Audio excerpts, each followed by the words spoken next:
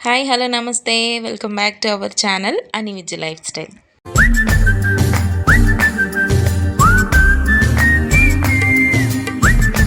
ఈరోజు ఆషాఢ మాసం తొలి శుక్రవారం కదా, నేను ఈరోజు పూజ ఎలా చేసుకుంటాను అండ్ నేను కొన్ని తెలుసుకున్నవి, అలాగే నేను సొంతంగా చేసుకునే నా పూజని మీతో షేర్ చేయబోతున్నాను.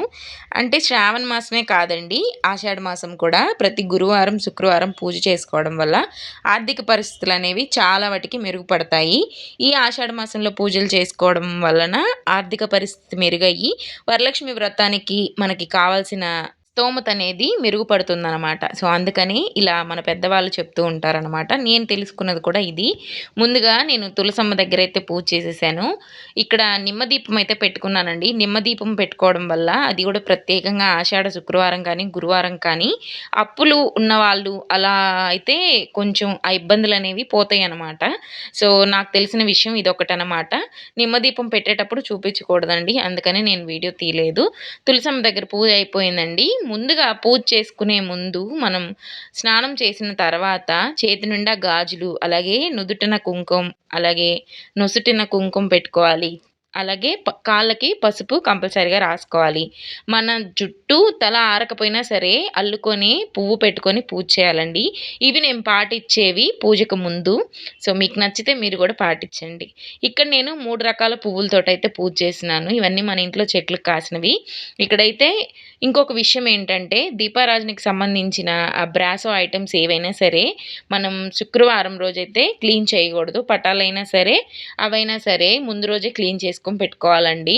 ఆ రోజు క్లీన్ చేయడం అనేది అంత మంచిది కాదు. సో, ముందుగానే క్లీన్ చేసి పెట్టేసుకున్నాను. ఇప్పుడైతే ఈ ఫ్లవర్స్ అన్నీ కూడా మా ఇంట్లో ఉన్న స్వామివారి, అమ్మవారి ఫోటోలన్నిటికీ కూడా పెట్టేశాననమాట. సో, చాలా ముచ్చటగా ఉన్నాయి. అంటే వీడియోలో కన్నా కూడా డైరెక్ట్‌గా చూస్తున్నాను కదా, నాకైతే చాలా బాగా నచ్చింది.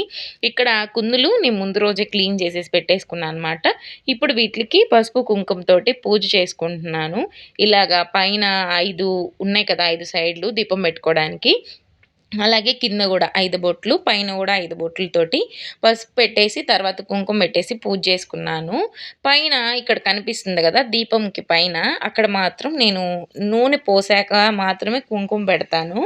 అదేంటో అలాగా ఫస్ట్ నుంచి అలవాటయిపోయింది నాకు. దానికి పెద్ద ప్రత్యేకం అంటూ ఏం లేదు.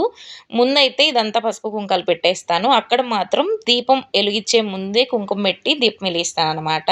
మీరు వీడియోలో చూస్తారులెండి. ఇక్కడ చాలా స్లోగా వెళ్తూ ఉంది. ఎంతైనా చాలా మనశ్శాంతిగా చేసుకోవచ్చండి. ఇక్కడ నేను ఈ పూజలో దీపం వెలిగించేటప్పుడు మీకు చాలా చాలా ఇంపార్టెంట్ థింగ్ ఒకటి చెప్తాను.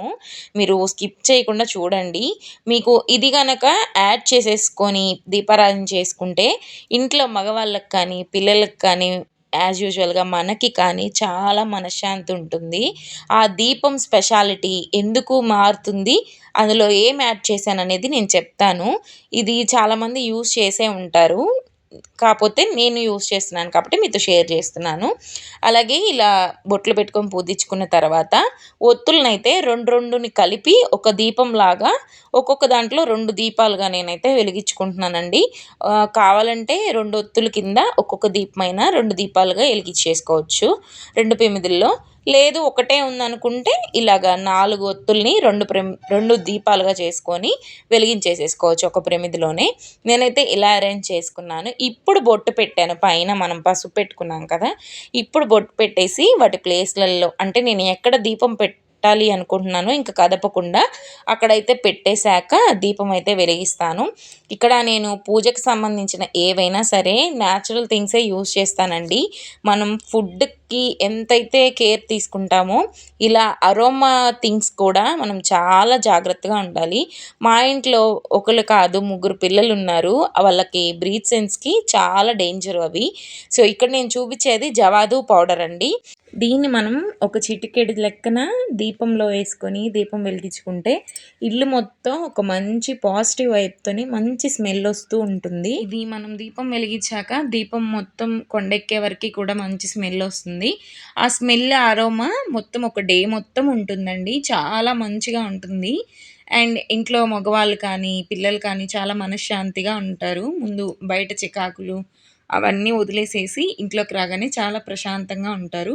ఒకసారి ఇదైతే ఇంకొక విధంగా కూడా అంటే మగవాళ్ళు, ఆడవాళ్ళకి కాదు. ఆడవాళ్ళు కూడా ఇలా స్నానం చేసి పూజ చేసేటప్పుడైతే ఇలా కొత్త బట్టలకి కొంచెం అలా రాసుకోవచ్చు. మగవాళ్ళకి కూడా కాలర్స్ దగ్గర అక్కడ కొంచెం బిస్కెట్ పౌడర్ లాగా కొంచెం అలా పూసేసుకొని వెళ్ళిపోతే వాళ్ళ దగ్గర కూడా మంచి అరోమా పాజిటివ్ వైబ్స్ అలా వచ్చేదానికి ఛాన్సెస్ ఉన్నాయి. సో, ఇప్పుడైతే ఇక్కడ నేను కడ్డీలు, అగరబత్తులు ఎలిగిస్తున్నాను. దీపం మాత్రం నేను అగరబత్తులతోనే ఎలిగిస్తానండి. ఎవరిష్టం వాళ్ళది. ఇదే మంచిదని నేను తెలుసుకున్నా అనమాట. ఈ అగరబత్తులు కూడా ఎటువంటి కెమికల్ లేకుండా కెమికల్ ఫ్రీ అగరబత్తులనమాట. సేమ్ ఇది కూడా అరోమా సేమ్ వచ్చేసి జవాదు అరోమా వస్తూ ఉంటుంది. సో, ఇందులో కూడా జవాదు పౌడర్ కలిసి ఉంటదనమాట. సో, ఆ పౌడర్‌కి, ఈ అగరబత్తులకి ఇల్లంతా చాలా అరోమా అనేది ఎక్కడికక్కడే మూల మూలన ప్లేస్ అయిపోతుంది. సో, ఆ అరోమా అంతా ఒక 1 ½ డే మొత్తం కూడా ఇల్లంతా చాలా ప్రశాంతంగా ఉంటుంది. ఒకసారి ట్రై చేయండి. మనకి రిటైల్ మార్కెట్స్‌లో, రిటైల్ షాప్స్‌లో దొరుకుతూ ఉంటాయి. చాలా ఈజీగా దొరికిందండి నాకు గూడా. మీరు గూడా ట్రై చేయండి. సో, ఇప్పుడైతే నేను అగరబత్తులు ఎలిగిచ్చేసేసుకొని ఒకసారి స్వామివారికి ధూప నివేదన చేసుకున్న తర్వాత ఇలా కడ్డీలు ప్లేస్ చేసుకోవడానికి కూడా చూడండి. మనం పూజ గది ఎంత మంచిగా క్లీన్ చేసుకున్నా సరే వీక్ మొత్తం నీట్‌గా పెట్టుకునేలాగా ఉండాలంటే అగరబత్తుల పొడి ఉండనివ్వదు. మరి దీన్ని ఆపడానికి నేను ఇది బుక్ చేసుకున్నాను. మీషోలో తీసుకున్నా అనమాట. సో, ఇదొకసారి చూడండి. ఇక్కడ మనం అగరబత్తులు పెట్టుకోవడానికి హోల్స్ ఉంటాయి. అలాగే ఈ అరోమా అంతా పొగ ద్వారా బయటికి రావడానికి ఇక్కడ హోల్స్ కూడా ఉన్నాయి. గొట్టంలాగా వస్తదనమాట. ఈ అగరబత్తులనేవి అక్కడ స్టాండ్‌కి ఇలా గుచ్చేసి ఆ పైనున్న ఆ హోల్ రోల్ ఉంది కదా! దాన్ని ఇలా తొడిగేయడమే అనమాట. చాలా ఈజీ. అండ్ మనకి పటాల దగ్గర ఊరికే ఆ పౌడర్ కూడా పడదు. డైరెక్ట్‌గా కింద స్టాండ్ ఉంది కదా! స్టాండ్‌లోనే పడిపోతది. ఇంకా మీరు పైన చూస్తే అక్కడ మనం ఏదన్నా ధూప్ స్టిక్ ఎలిగించుకొని పెట్టుకోవడానికి కూడా ఒక చిన్న గిన్నెలాగా కూడా ఇచ్చాడనమాట. చాలా బావుంది. మీకు కావాలంటే లింక్ అని కామెంట్ చేయండి. నేను లింక్ ఆర్ కోడ్ అయినా ప్రొవైడ్ చేస్తాను. సో, ఇక్కడైతే ధూపం నివేదన తర్వాత అమ్మవారికి తాంబూలం ద్వారా అయితే నేను ప్రసాద నివేదన అయితే చేసుకున్నాను. ఇక్కడ నేను అరటి పండ్లనైతే ప్రసాదంగా పెట్టుకుంటున్నానండి. అరటిపళ్ళు కానీ, కొబ్బరికాయ కానీ ఈ రెండిటికంటే విశిష్టమైన ప్రసాదం ఇంకేదీ లేదు నాకు తెలిసినంత వరకి. సో, ఇక్కడైతే మనం ఎన్ని పూజలు చేయాలన్నా, ఏం చేయాలన్నా అప్పు చేసి చేయాల్సిన అవసరం లేదండి. అయ్యవారు కానీ, అమ్మవారు కానీ మన దగ్గర ఉన్న మంచినీళ్ళతో అయినా సరే మన ఉన్న భక్తిని చూస్తారు. అంతేగాని అప్పులు చేసేసి, పట్టు చీరలు కొనేసి, పట్టు బట్టలు కొనేసి మాకు పెట్టండి అనైతే ఏ దేవుడు, ఏ దేవత అడగరండి. ఎవరి స్తోమతకు తగ్గట్టు వాళ్ళు చేసుకుంటారండి. అంతే అలాగే చేయాలి, అదే కొనాలి, అది ఉంటేనే పూజ చేయాలని ఏమీ లేదు. ఎవరికి ఉన్న దాంట్లో వాళ్ళు మనస్ఫూర్తిగా చేయడం ఒక్కటే ముఖ్య గమనికండి అంతే. ఇక్కడైతే నేను ప్రసాద నివేదన తర్వాత పూజ చేసేసుకొని మొత్తం హారతి ఇచ్చేస్తున్నా అనమాట. ఇక హారతితోటి లాస్ట్ అనమాట. ఇక్కడ మనం గుర్తుపెట్టుకోవాల్సింది పూజ చేసే ముందు చేతులకి గాజులు, కాళ్ళకి పసుపు, నుదుటిన కుంకుమ, అలాగే నొసటిన కుంకుమ, తలలో పూలు, తల విరపోసుకోకూడదు, జడ వేసుకోవాలి. అలాగే పూజ అయిపోయిన తర్వాతే తాళిబొట్టుకి పసుపు కుంకుమ పెట్టుకోవాలి. ఇవన్నీ గుర్తుపెట్టుకోవాల్సింది అవసరమండి. ప్రతి ఒక్కరికి ఇది తెలిసే ఉంటాయి. తెలియని వాళ్ళు, న్యూ మ్యారీడ్ కపుల్ వాళ్ళు ఇలాంటివి తెలుసుకోవాలి కాబట్టి నేను చెప్తున్నాను. అండ్ నాకు తెలిసినవి మీతో డెఫినెట్‌గా షేర్ చేస్తాను కాబట్టి నేను మీతో చెప్పాననమాట.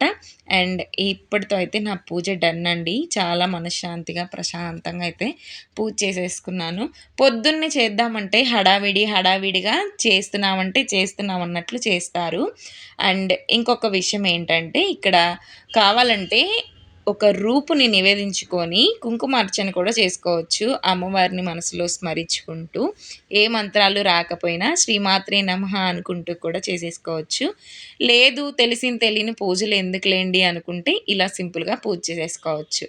ఇక్కడైతే నేను పూజ చేసేసుకున్నాను. అయిపోయింది. మొత్తం ఓవరాల్‌గా ఎలా ఉంది చూసేయండి.